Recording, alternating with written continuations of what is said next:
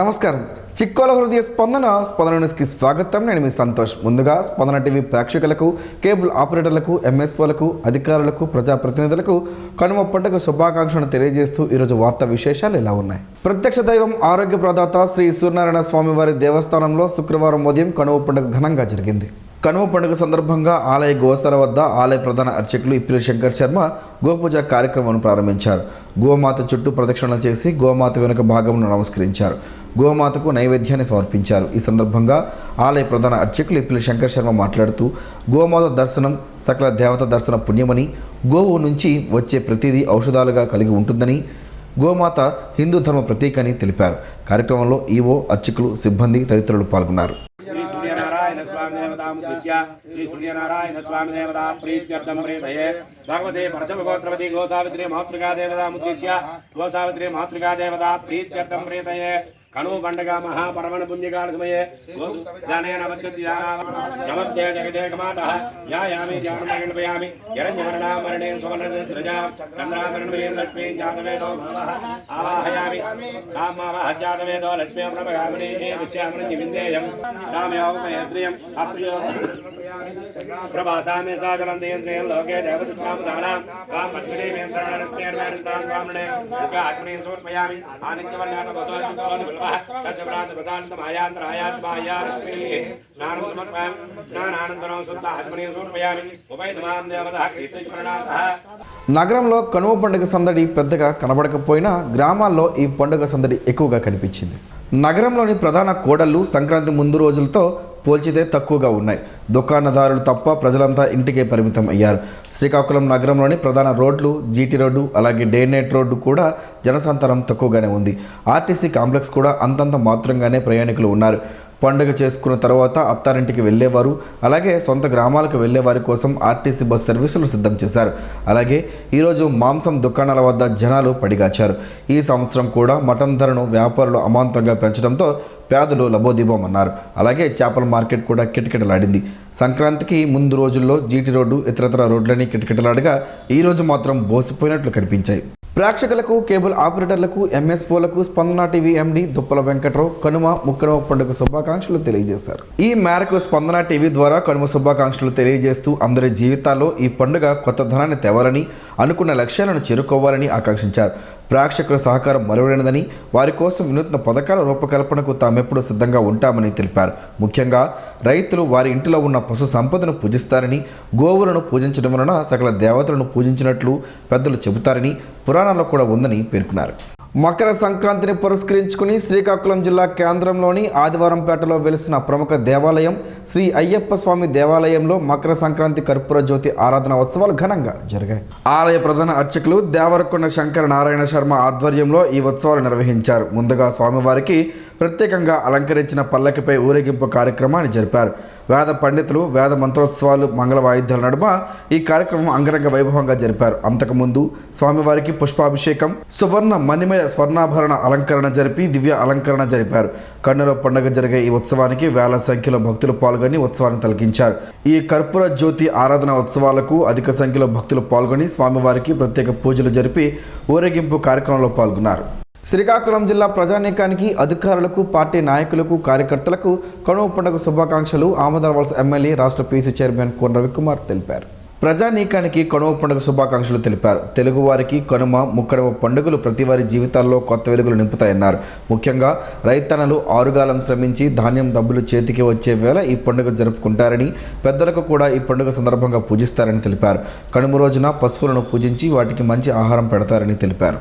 Collectorate దారిలో గల శ్రీ సంతోషిమాత ఆలయంలో శుక్రవారం అమ్మవారికి సుప్రభాత సేవ, క్షీరాభిషేకం సేవ, శ్రీ సూక్తం విధానముగా షోడశోపచార సహిత సహస్రనామార్చనను ఆలయ ప్రధాన అర్చకులు కిరణ్ కుమార్ శర్మ నిర్వహించారు. కుంకుమ పూజ, శ్రీదేవి ఖడ్గమాలతో కుంకుమ పూజ, అమ్మవారి జపం, శ్రీ సూక్తం పారాయణ, శ్రీ లలితా సహస్రనామ పారాయణం, శ్రీ కనకధార స్తోత్రం పారాయణం, ప్రత్యేక పూజలు, అర్చనలు, కుంకుమ పూజలు, మహా నివేదన, నీరాజనం, మంత్రపుష్పం, మహాహారతి, వేద పారాయణం, వేద ఆశీర్వాదం, అమ్మవారి ఉపాసకులు, ఆలయ ప్రధాన అర్చకులు మోదుకూరి కిరణ్ శర్మ ఆధ్వర్యంలో వైభవంగా జరిగాయి.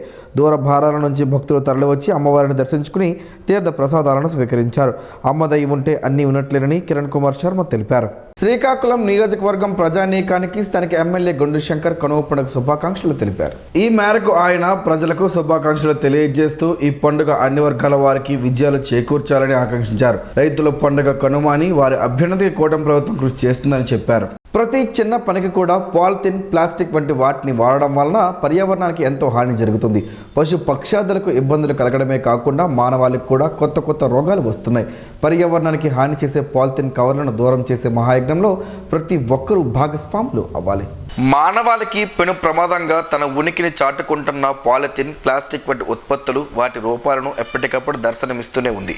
అధికారులు, మేధావులు పాలిథిన్, ప్లాస్టిక్ ఉత్పత్తులు వాడొద్దని ఎన్ని రకాల నిర్బంధనలు, ఆజ్ఞలు, ప్రచారాలు, అవగాహనలు కల్పించినప్పటికీ అవేవి పాలిథిన్ వాడకాన్ని ఆపే ప్రయత్నం చేయలేకపోతున్నాయి. ఈ ప్లాస్టిక్ ఉత్పత్తుల వలన మూగజీవాలు వాటిని తిని మృత్యువాత పడుతున్నాయి. ఒక్కసారి వాడి పారేసిన పాలిథిన్ కవర్లతో పెను ప్రమాదం ఉందని ఎందరూ చెబుతున్నప్పటికీ వాడేవారు వాడుతున్నారు, అమ్మేవారు అమ్ముతున్నారు. ఇలా ఏ ఒక్కరిలోనూ మార్పు కనిపించడం లేదు. ఏ ఒక్కరో అంటే వాడుతున్నారు వారి గురించి అంటున్న వ్యాఖ్యలు ఇవి. ఇప్పటికే చాలామంది పర్యావరణాన్ని రక్షించేందుకు ప్రయత్నాలు ముమ్మరం చేశారు. వారు వాడకుండా వాడొద్దంటూ చిత్తశుద్ధితో ప్రచారం చేస్తున్నారు. పాలిథిన్ కవర్లు వాడేవారిలో విద్యార్థికులు ఎక్కువగా ఉండడం బాధించే విషయం. ప్లాస్టిక్ భూతంతో ప్రమాదం ఉందని ఎంత చెబుతున్నప్పటికీ నిర్లక్ష్యపు వాడకాలను వేయడం లేదు. వాడి పారేసిన పాలిథిన్కు బదులు గుడ్డ సంచులను వాడుకుంటే పర్యావరణానికి ఎంతో మేలు చేకూరుతుంది. ఇలా ఎన్నో మార్గాలు ఉన్నాయి. వాడకూడదనుకున్న వారికి ఎన్నో ఆలోచనలు కూడా వస్తుంటాయి. బజారుకు వెళ్ళినప్పుడు ఓ గుడ్డ సంచితో వెళితే పాలిథిన్ కవర్ అవసరం రాదు. వాటికి జోలికి వెళ్లాల్సిన పని కూడా లేదు. వాడకం అనేది అందరూ మానేయాలని, కానీ ఒక్కొక్కరి నుంచే ఈ ప్రయత్నం ఆరంభం కావాలి. మాంసం దుకాణానికి వెళ్ళినప్పుడు, టిఫిన్ కొట్టుకు వెళ్ళినప్పుడు చేదస్తం అనుకోకుండా ఓ స్టీల్ బాక్స్ను పట్టుకుని వెళితే చాలా సమస్యలకు పరిష్కారం దొరికినట్టే. మనమే ప్రభుత్వం అన్న ఆలోచన ప్రతి ఒక్కరిలో రావాలి.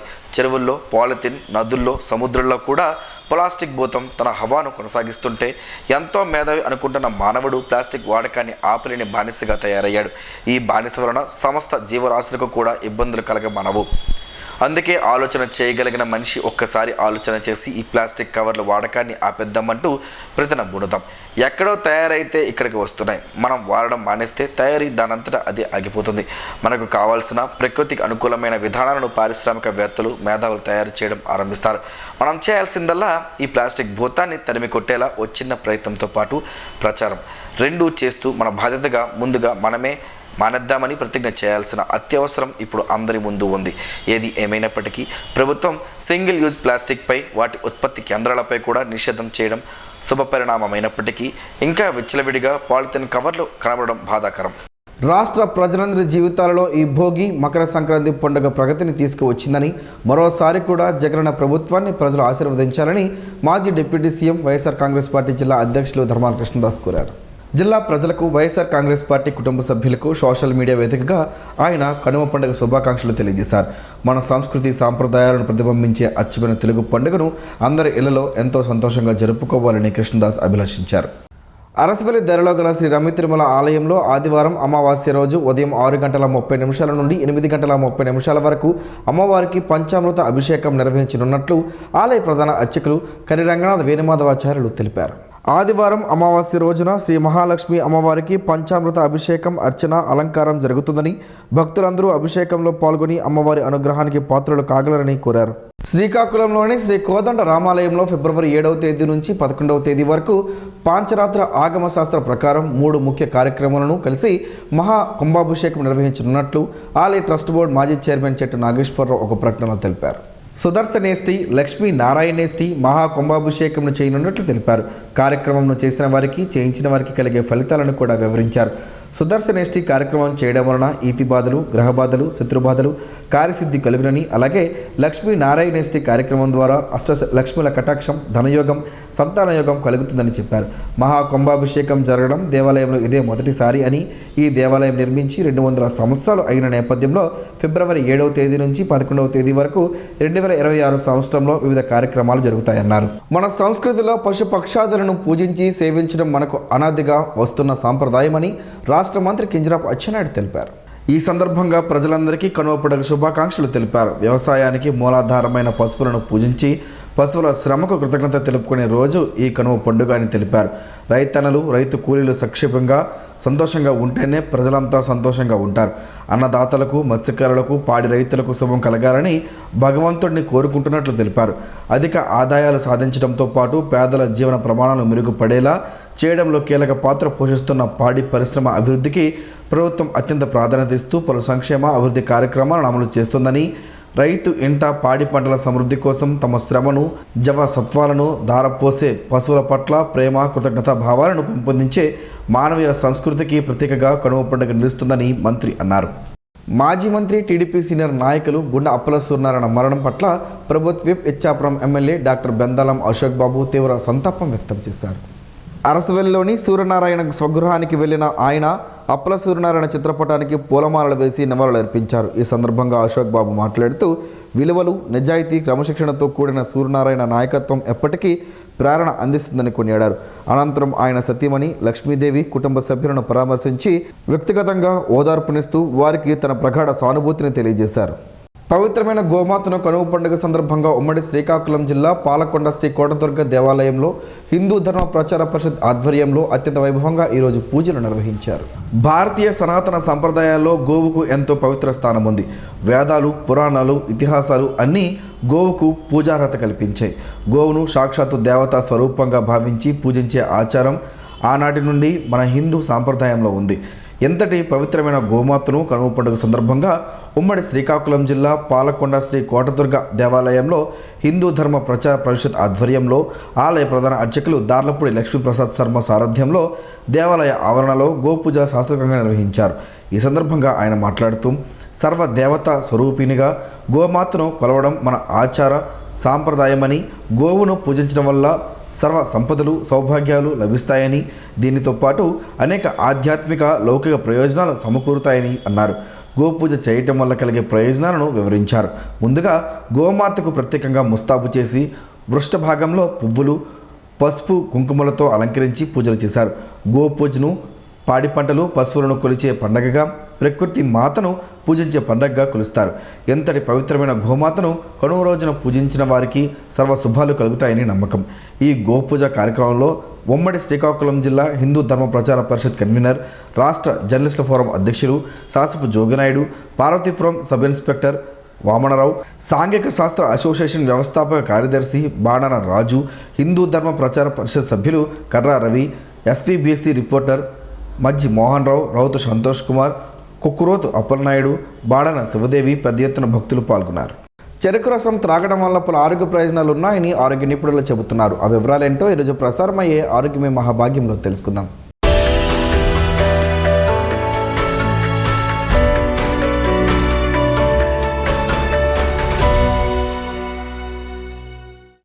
చాలామంది చెరుకు రసం తాగడానికి ఇష్టపడుతూ ఉంటారు. అలాగే మనకి చెరుకు రసం కూడా విరివిగా దొరుకుతూనే ఉంటుంది.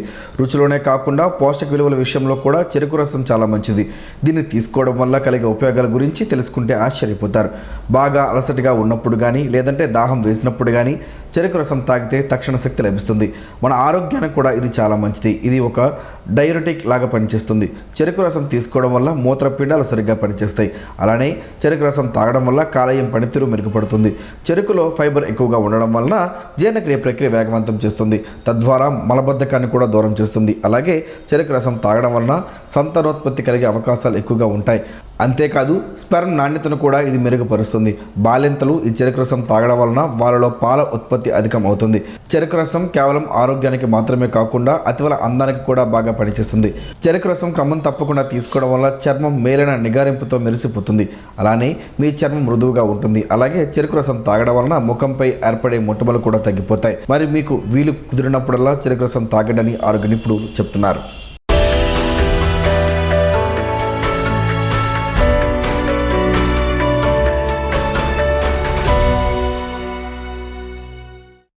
ఈరోజు వార్తల్లో ఒక మంచి మాటను విందాం, ఆచరిద్దాం. సమాజ శ్రేయస్సును కాంక్షించే మహనీయుల మాటల్లోంచి ఈరోజు. జీవనం గమనం గమ్యం. ఋషి చింతన. గొప్పవారు నిజాన్ని దాస్తారు, అభాగ్యులు అబద్ధాల్ని మోస్తారు. ప్రకృతి ఎప్పుడూ నిజాన్నే గుణపాఠంగా నేర్పును. ఓటమిని ఓడించడానికి కావలసినది ధైర్యం కాదు, ఓర్పు.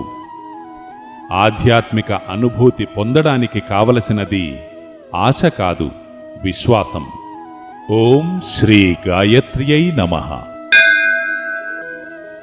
స్పందన ప్రేక్షకుల కోసం స్పందన న్యూస్ని ఇప్పుడు యూట్యూబ్లో అందుబాటులో ఉంచడమైంది. ఎస్డివి స్పేస్ స్పందన అని టైప్ చేసి వీక్షకులు తమ అనుకూలమైన సమయంలో న్యూస్ని వీక్షించగలరు. ఈ వార్తలు ఇంతటితో సమాప్తం. మరలా ప్రసారం అయ్యే స్పందన న్యూస్లో కలుసుకుందాం. అంతవరకు సెలవు. నమస్కారం. మీ మాటే మా బాట.